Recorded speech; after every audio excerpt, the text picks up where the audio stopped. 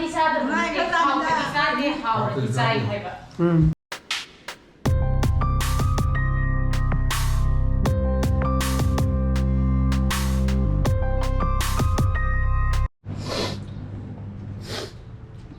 Good morning guys, welcome back to my channel. Ben mo ay bini khali. Asa ayo ki pung 13 makai. Tasan gre. Alo ai. Piru mai thabu gre. Dress set tu ngai re ko. Prasa thuro. Masidi invigilator ta ba. Class 10 ge hoidana. School da. Rang har ko da. Pitambra ga IPS ka tai have ne ko. Adugi how? Korea. TV screen chatro ba brush tau da bida khangbra ha ma to bina hobi je kai no khang ba to bi nang nang gi lai no dai pa saka hara pus मेरे टक्की onare झुकेगा नहीं है अपने अमुक तक आ रहा पुष्पा आ रहा झुकेगा नहीं चुम्मी कुछ भी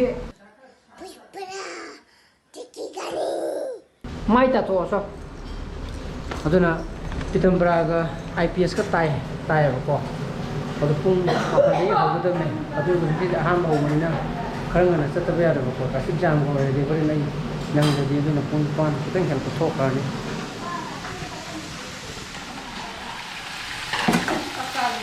चाबा ताबि चारोये ताबि होन खल्ला को इन चारगे चा सिले रे दरा चिकन चौ लोरा चिकन चौ चिकन आना चाल रे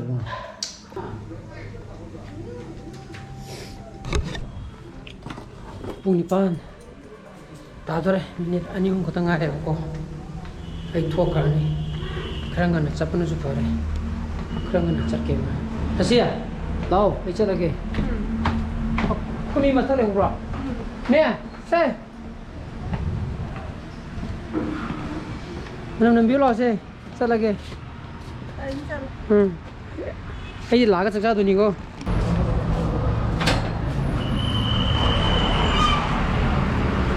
ai को का काय जा हां इकाई ini गाड़ी जे मोमन तो सिले तो सिल को गाड़ी जे ngasai sanabam to kwagate nong khra khilak pa padigi mot pa pulang lang ye dana adigi jam long no chu gadi pha ba pulang lang ye noi to dana hala ga mo gari cham toi ne ko muku khatang chamani da manung ga ma da chamana te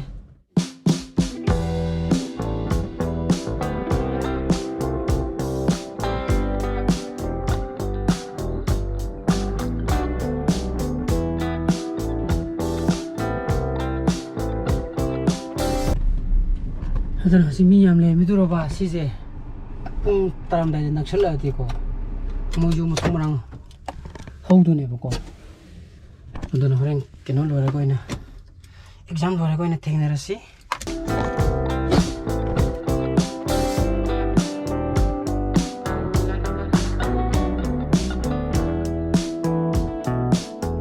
exam लरे Pung 12 minute ट्रांगा मुक चले बको sakau do sticker le na ire ado office ta kimta lobi ru ke adu ko horen evening mi khang de doctor mata consult tau jire khang de ko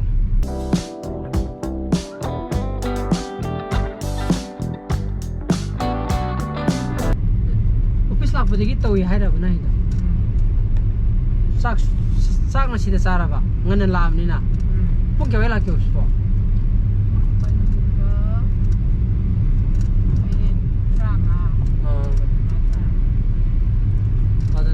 Jupudi makre thare hai ba ko du bu jumda haidara ga horen doctor kana tana ba yagi du khandara ga doctor mata in thora ke evening appointment logo ngamaga na me ai sai jang ti Yumda yore pung ama tasala. Ai sak la am nam boxla box. Sei injang la. Atai di. Sini samthong ni ha. Samthong ji madi samthong ji me chai dire. Kamu ji me sara ke. Mara yen thong bole madu ga sara ke boko. Adone medicine doctor ma kana noren tana bala phagadra. Noren tana du kana hore nungdingi appointment do Yararoi machi le binina.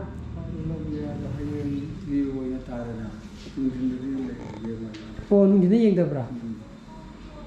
Adudi hai chano pa school cha khaga matung da yeng tami ko dharam ta khana razini padani doctor amta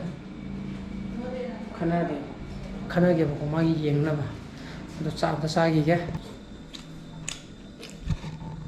la ma bin ha re la ni yin so ha chak cha ra chak sa gi ha ra ba Candy out though. First, I saw you chugging like an old day. Police took a solo day. Who could do that?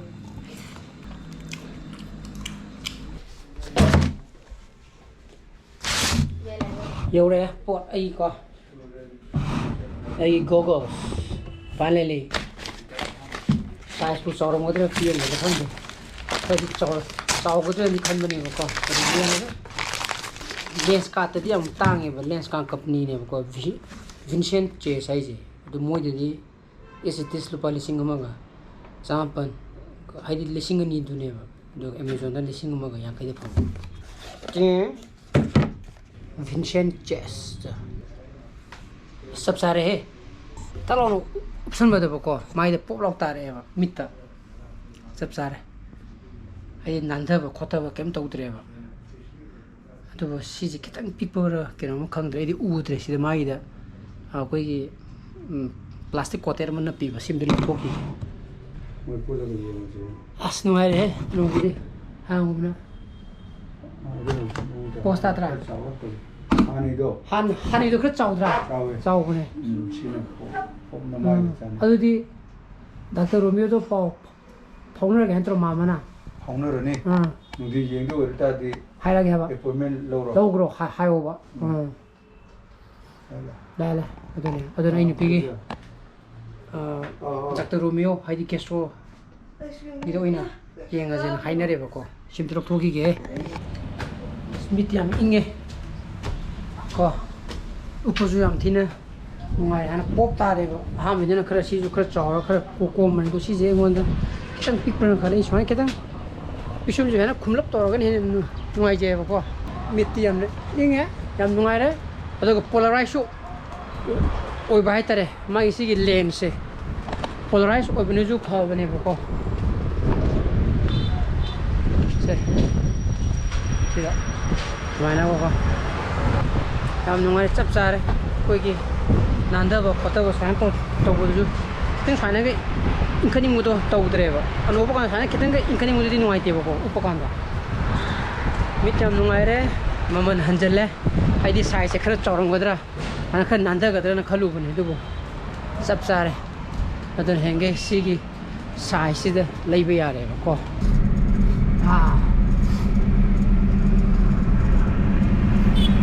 Sarupagi hang this could chat in a might defeat of just Pune. I do the Labiga. Hey, lady Punipan, the Ina. Amamaka, we do have a command. Maggie school timing. Yararoi was 1 year. Abong 130 pune nang school se tabra papa आओ KFC बाद में खाएगा आज नहीं हाँ other हम तो लेके ना कोई हम थोड़े अजूबे पुंग तरुक तादो रहा अदर आई दिखती कि मागी डॉक्टर जो है मेडिसिन डॉक्टर माना तानो रोने को मैं मुखरे ना आज मैं मुलम दो माले बो को रोंगे साइड स्ट्रीट लाइट मुखरे बो Karina. Sausage ni day lusi. Haying tipingi. Hajik sa kaya hai mai se. Mai ide haying tipingi puna bande ne. Hajik sa kaya hai ki lay ko bata rahe hain. हाँ 이 세우칼 이제 여기 천공대 시지무 그러더라. 저 술 마야 그렇지 삐삐삐삐 라고 붐들어비지. 비슷해 하는 게. 살고 서만이 신호 보고요. 아무데나 좀 들어가게 느끼고. 나는 해마디 뽕이 빠는데 클래스 없으니나. 8 트랑아 ꯊꯦꯡꯉꯕꯗ 8:30다 8:30 스쿨 ꯊꯤꯟꯗꯕ ꯌꯥꯔꯣꯏꯕ ꯅꯠꯇ꯭ꯔ ꯕꯨꯡꯉꯣ ꯍꯌꯦꯡ 7:30ꯗꯒꯤ 스쿨 ꯆꯠꯇꯕ ꯌꯥꯔꯣꯏꯌꯦ ꯑꯗꯨꯒ 1:30 ꯐꯥꯎꯅꯤ ꯑꯗꯨꯅ ꯃꯔꯛꯇ ꯅꯪꯒꯤ ꯕ꯭ꯔꯦꯛꯇꯣ 20 ꯃꯤꯅꯤꯠꯁꯀꯨꯝꯕ ꯊꯥꯔꯛꯀꯅꯦꯕ ꯃꯗꯨꯗ ꯈꯔ ꯍꯦꯚꯤ ꯆꯥꯅꯕ ꯄꯨꯡ 스쿨 ꯍꯜꯂꯒ ꯆꯥꯛ ꯆꯥꯕꯗꯤ ꯌꯥꯔꯣꯏꯗꯅ ꯆꯔꯥ ꯋꯥꯟꯕ ꯅꯠꯇꯅ ꯏꯊꯥꯏꯅ ꯕꯨꯡꯉꯣ ꯆꯔꯥ ꯋꯥꯟꯕꯅ ꯍꯥꯏꯁꯦ ꯍꯜꯂꯛꯑꯀꯥꯟꯗ ꯆꯥꯛ ꯈꯔ ꯆꯥꯏꯕ ꯈꯪꯕ꯭ꯔꯥ 스쿨 ꯍꯜꯂꯛꯑꯀꯥꯟꯗ ꯄꯨꯡ 3ꯗ ꯁꯨꯇꯤ ꯇꯥꯔꯒ 3:30 ꯁ꯭ꯋꯥꯏꯗ ꯄꯨꯡ 7:40 ꯆꯠꯈ꯭ꯔꯦ ꯏꯆꯥꯅꯨꯄꯥꯒꯤ ꯍꯌꯦꯡꯒꯤ ꯇꯤꯐꯤꯟ ꯇ꯭ꯔꯥꯏ ꯇꯧꯔꯦ ꯅꯠꯇ꯭ꯔꯒ ꯍꯧꯖꯤꯛꯀꯤꯔꯣ ꯇ꯭ꯔꯥꯏ ꯇꯧꯔꯤꯅꯦ ꯎꯕꯨꯛ ꯄꯤꯖꯈ꯭ꯔꯕ ꯆꯥꯗ꯭ꯔꯥ ꯃꯣꯏꯗꯤ ꯍꯩꯅꯔꯣꯏ ꯁꯤꯋꯤꯠꯁꯤꯗꯤ ꯉꯥ ꯌꯥꯎꯏ ꯏꯁꯥ ꯌꯥꯎ ꯍꯥꯎꯋꯦ ꯍꯌꯦꯡ 이찬우빠ꯒꯤ 티핑이네요. 준비이지. 혜인이 독터 잡고 가는데 그거 봐보니 착하네 봐. 예, 이찬우빠기 보고도 봐. 아무튼 좋다가 목장인데. 아. 사. 저 샤도 들고 집어. 예. 아. 나와, 소사지 나와. 합the BMI 오나 봐야. 안 되다. 이제 파전에 풀 클래스 가든이네. 그럼 싹 사토하게 보이는 것이 마랑이 나도 또 아빠 오거나 쌈싸 두어를 잡아 그 바디 SUV 나사더니 이런거가 뭐라가 많이 사링 디자 어디 밤보는 통 맞다디 마디 사드 마디 사드 하우 디자이 해봐 미다 자리네 아주 이 타임 사링 저녁 보고 누가 선이기 내줘야 돼 아주 하 아이기죠 노마지는 뜻이 방지해야 사링라 내 사링 좀 방해 바닐라 paneer La चाजिला 나니 통세 ngane si hau ni yin thong mi ta thong jo ba ko bona man hai ne be mai gi mara ka sat ya ra ha ha ha 그러는 부르서 lai thau ba lai thai lai thai ma du ne la ti ga ne ha lai thai ko ko bana jin ai color correction do blue khara he blue khara lai thau hai ba ji ka pe se pura hai di keno je hai di picture je pura flat ne ba hai di color ma to yaw de bi de copy ne ba ko moi color setting ni ka yo ma sai go pura gar krai yang red ta lab sin pura ko gi plain da la ko da flat ta ka pa si ne ko ina hamning ba red khara helan gara yellow khara helan gara blue khara helan gara contrast khara helan gara madu le mu sem ba ya ba ta re ko post production da di ga madu gi anh không phải cho nó thay đi cho kre anh không đến nằm bài oh anh làm ta thân này tôi anh làm ta thân này aiga masa taksan habante aiga masa gi fish curry have ko bambo lai kai da mangi ma kong hai bane ko ado ai ma gi phone number du ti chidum thola ge ta salom na has ke ham dine chak to ya chanapati kya bu sa gi dre ma de sa gi mahi do yam yaw to mi ko ko man nang to ga ai yam nang na ma phone oi ke wei thong am ni na ko ado je pung pan ta sang re तर मैं आम ngasi blog ते मता introduction Jarange आई blog super में थोगदी like तो बिरमो share तो बियो अनुभव वीडियोस कोई बियो सब्सक्राइब तो बिरमो को मुशिसाना फजले बियो so please be safe and be healthy bye bye good night